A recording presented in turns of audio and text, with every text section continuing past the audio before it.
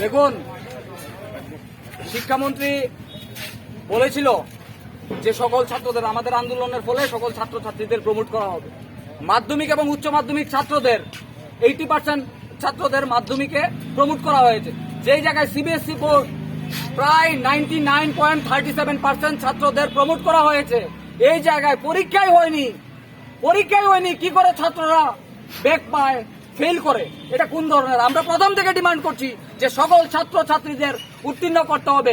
গতকালকে দেখেছেন সারা রাজ্যে আন্দোলন হয়েছে, মনুতে হয়েছে, উদয়পুরে হয়েছে, বিশ্রামগঞ্জে হয়েছে, তেলিয়ামুড়ায় হয়েছে, প্রত্যেক জায়গায় এডিসি এরিয়াতেও আন্দোলন হচ্ছে।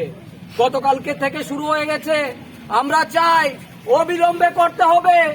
অবিলম্বে যদি না করা হয়, রাজপথে আমরা 24 ঘন্টার ত্রিপুরা বন্ধ ডাকতে বাধ্য হব। আপনাদের মাধ্যমে বলছি, দেখুন এখানে শত শত ছাত্র এসেছে, আগামী দিনে হাজার হাজার আরো ছাত্র এখানে জমায়েত হবে। এবং আমাদের ডিমান্ড তো আপনাদের বললাম যে মাধ্যমিক এবং উচ্চ মাধ্যমিকের সকল ছাত্রদের উত্তীর্ণ করতে হবে এবং পর্ষদের রেজাল্ট নিয়ে যে দুর্নীতি হয়েছে, যে ঘোটালা হয়েছে, সেই ঘোটালার সুষ্ঠু তদন্ত চাই। অবিলম্বে পর্ষদ সভাপতিকে পদত্যাগ করতে হবে এবং সকল ছাত্রছাত্রীদের উত্তীর্ণ করতে হবে, সেটা আমাদের ডিমান্ড।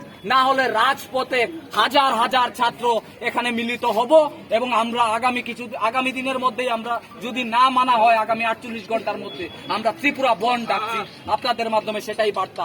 ইয়ে আবি ট্রেলার হে, পিকচার আবি বাকি হে, মে बोला है ना, পিকচার আবি বাকি হে।